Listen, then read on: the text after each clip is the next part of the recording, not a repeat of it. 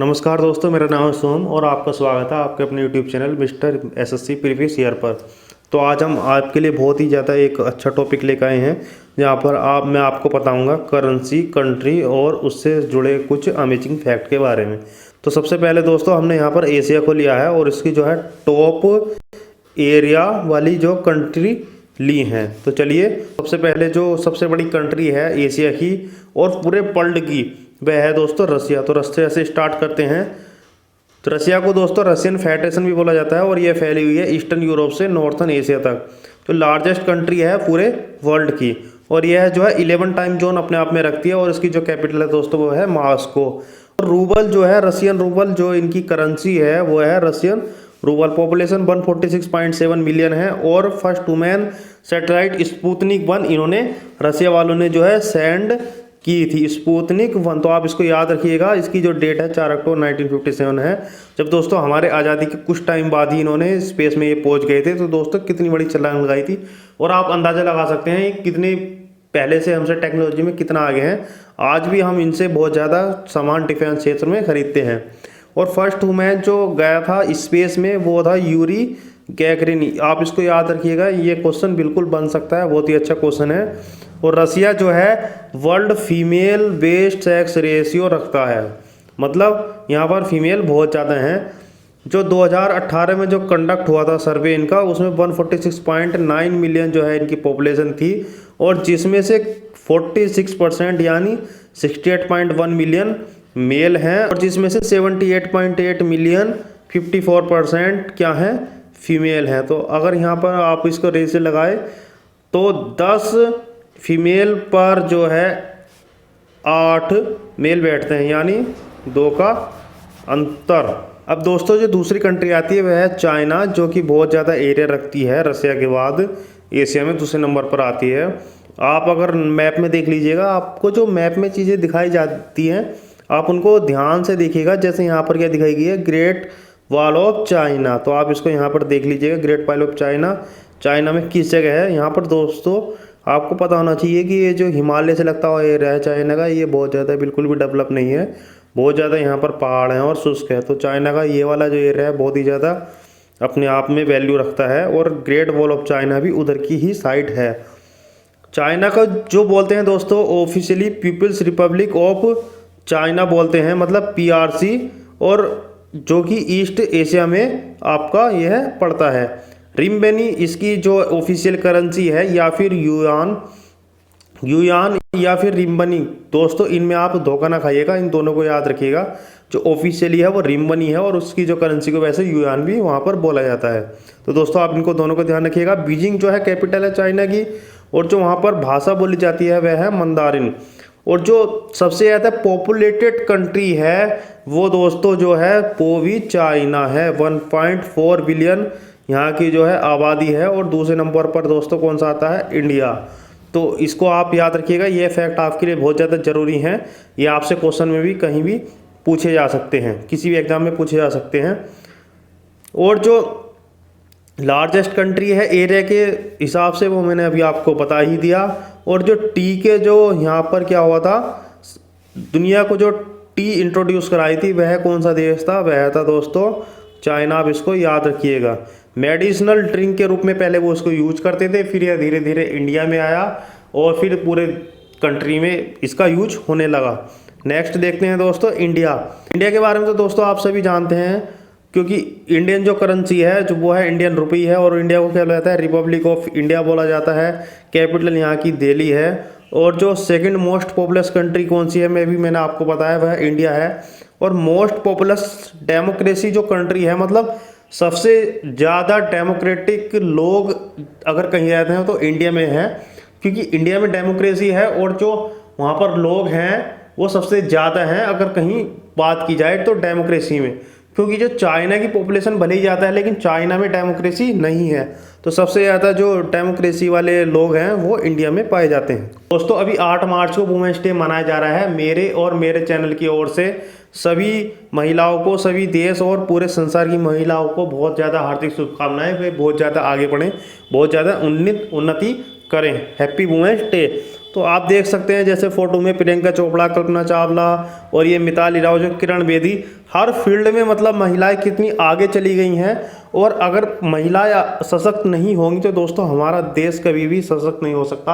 आप इसलिए महिलाओं को बहुत ज़्यादा स्ट्रॉन्ग कीजिएगा, और बहुत ज़्यादा गवर्नमेंट अच्छे इनिशिएटिव ले रही है महिलाओं को आगे लाने के लिए, चाहे वो इलेक्शन लड़ने से लेके किसी भी चीज़ में हो।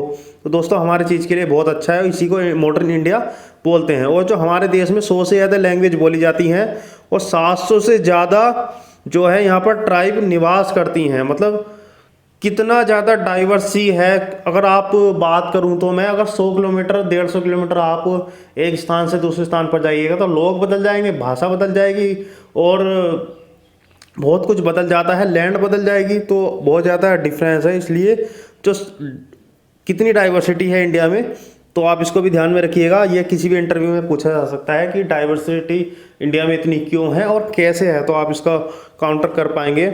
और जो इंडिया की बॉर्डरिंग कंट्री है, ये क्वेश्चन बहुत ज़्यादा पूछा जाता है। Bangladesh, Bhutan, China, Myanmar, Nepal, Pakistan, total 6 country हैं जो इंडिया के बॉर्डर पर रखती हैं। नहीं तो अधिकतर जो नीचे है वो इंडिया के सी है, और ऊपर जो लैंड पर ये 6 कंट्री। अब बात करते हैं दोस्तों यहाँ पर कजाकिस्तान की। तो कजाकिस्तान जो है वर्ल्ड की सबसे बड़ी लैंड लॉक्ड कंट्री है, मतलब जिसके चारों तरफ मिट्टी मिट्टी है, मतलब ज़मीन ही ज़मीन है। आप देखिएगा भारत को, जो भारत के चारों ओर इधर की साइड तो लैंड है, लेकिन जो नीचे की तरफ है भारत के वो क्या है, जल है, सी है। यहाँ पर तो लैंड लॉक्ड कंट्री नहीं बनती है इंडिया, लेकिन यहाँ पर कजाकिस्तान लैंड लॉक्ड कंट्री बनती है। तो सबसे बड़ी है कंट्री है कजाकिस्तान लैंड लॉक्ड कंट्री, तो आप इसको ध्यान में रखिएगा। अगर मैं बात करूं वहाँ की करेंसी की, तो वह तंगे है, कजाकिस्तानी तंगे वहाँ की करेंसी है। इस टाइम फिलहाल तो है 0.17 इंडियन रुपी के सामने बहुत ज़्यादा वीक है। नूर सुल्तान वहाँ की कैपिटल सिटी है दोस्तों, उसको आप याद रखिएगा। नूर सुल्तान जो है कैपिटल सिटी है। बहुत ज़्यादा कई बार इससे क्वेश्चन भी बन सकता है। जो बॉर्डर है वो वहाँ का सेकंड लार्जेस्ट कंट्रीज का बॉर्डर है, जो आपस में जो है जो सबसे बड़े जो बॉर्डर हैं वो दूसरे नंबर का वहाँ पर बॉर्डर है। सबसे बड़ा बॉर्डर जो है दोस्तों वह यूएस से और कनाडा का है, तो आपको ये ध्यान रखने वाली बात है। सबसे बड़ा जो बॉर्डर जो शेयर करते हैं वो यूएसए और कनाडा है। दूसरे नंबर का जो है रसिया और कजाकिस्तान है। दोस्तों आपने एल्फिल टावर का तो सुना होगा, फ्रांस पेरिस में यह पड़ता है एल्फिल टावर।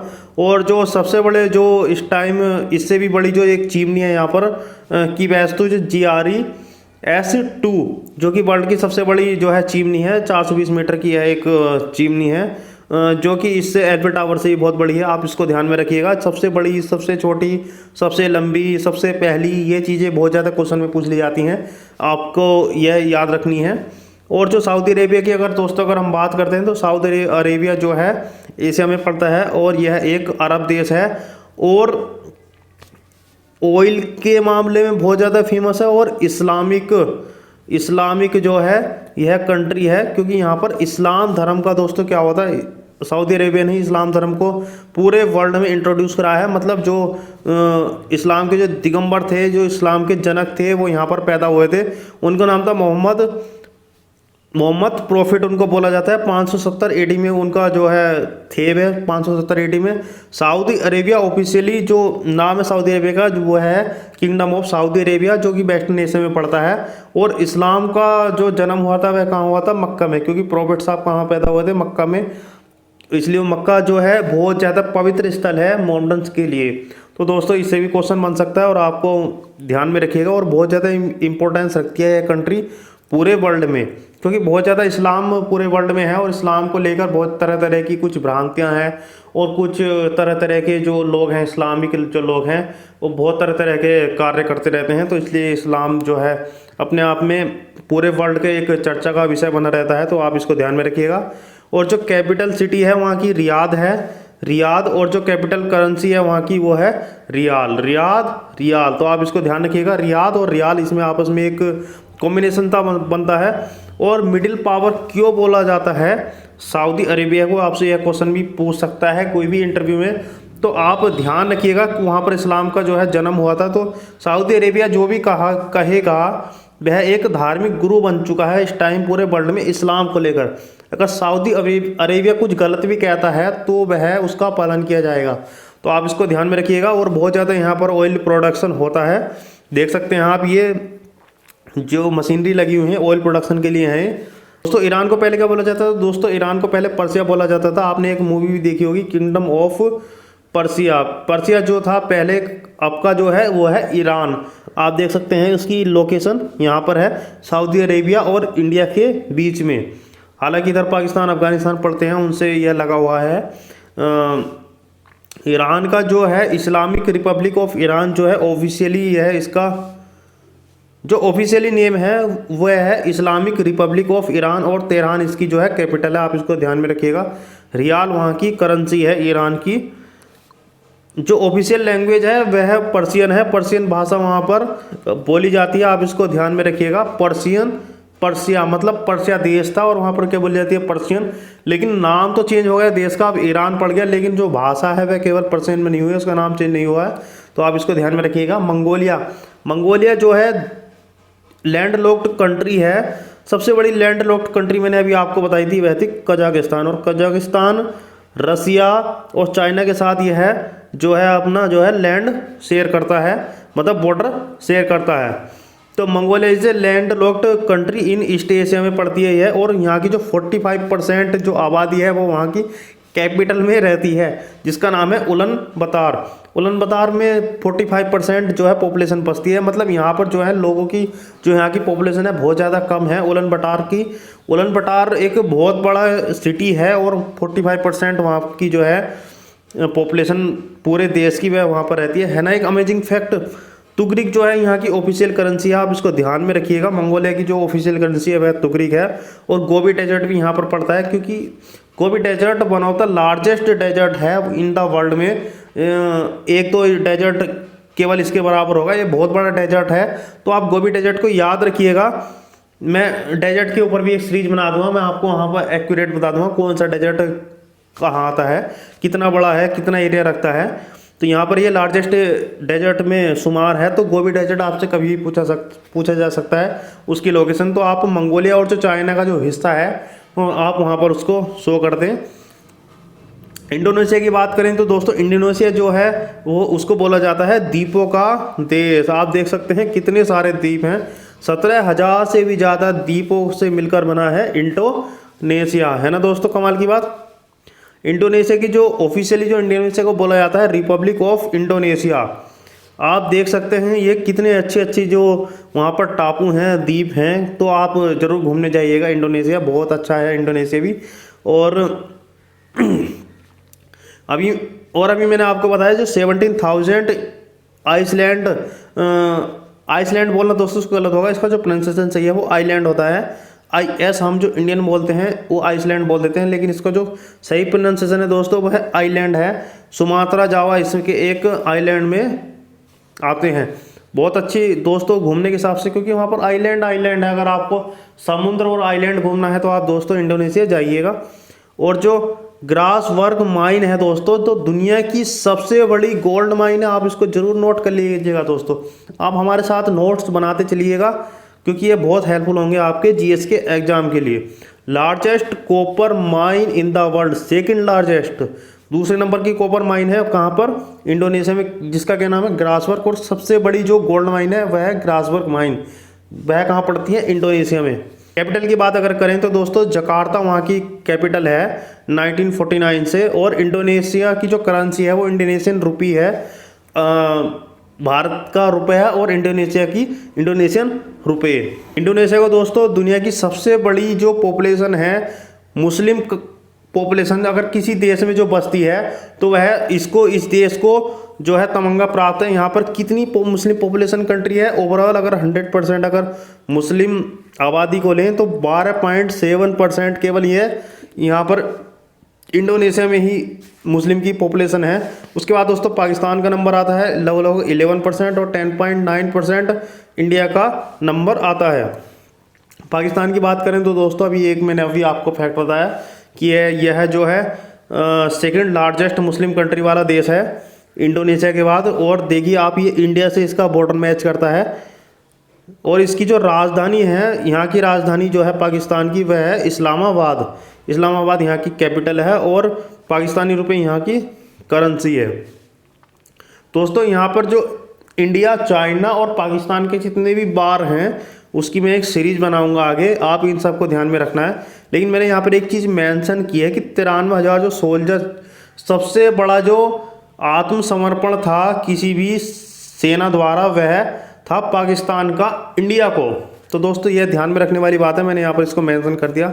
नो डाउट ये एग्जाम में कभी भी पूछा जा सकता है और आपके इंटरव्यू के लिए ये बहुत ज़्यादा ज़रूरी है। आपसे कुछ भी इंटरव्यू वाला पूछ सकता है कि सबसे ज़्यादा आत्मसमर्पण करने वाली सेना कौन सी है, वह कौन सा युद्ध था, क्यों ऐसा हुआ, क्या होना चाहिए था, वह कुछ भी पूछ सकता है। तो आप ये नॉलेज अपने माइंड में फीड रखिएगा। FATF यानी फाइनल एक्शन टास्क फोर्स। दोस्तों जो फाइनल एक्शन टास्क फोर्स होती है उसने जो है पाकिस्तान को ग्रे लिस्ट में जो है शामिल कर रखा है। ग्रे लिस्ट में शामिल है पाकिस्तान 2018 से। तो दोस्तों उससे क्या होता है, उसके साथ जो है बहुत ज़्यादा फाइनेंशियल दिक्कत आने लगती है जिस देश को वह उसमें डाल देता है, क्योंकि इससे जो है ट्रेड बहुत ज़्यादा कम कर देते हैं सारी कंट्री, क्योंकि वह जो है टेरर को जो है फंडिंग करने लगता है वह देश, उसको ग्रे लिस्ट में डाला जाता है। लेकिन दोस्तों आए दिन पाकिस्तान जो है सीज फायर तोड़ता है और फिर भी वह बाज नहीं आता। कोई नहीं दोस्तों, जो किसी दूसरे के लिए गड्ढा खोदेगा वह खुद ही उस गड्ढे में गिर जाएगा, ये याद रखिएगा। तो आप भी किसी से ईर्ष्या ना करिएगा, आप अपनी नॉलेज को बढ़ाइएगा, एग्जाम क्रैक कीजिएगा, बेशक आप एग्जाम क्रैक कर लोगे। तो दोस्तों अब बात करते हैं तुर्की की। जो तुर्की की जो करेंसी है वो तुर्किश लीरा है और 1923 से जो यहाँ की जो कैपिटल है वो अंकारा है और जो सबसे लार्जेस्ट जो यहाँ की सिटी है वो इस्तांबुल है।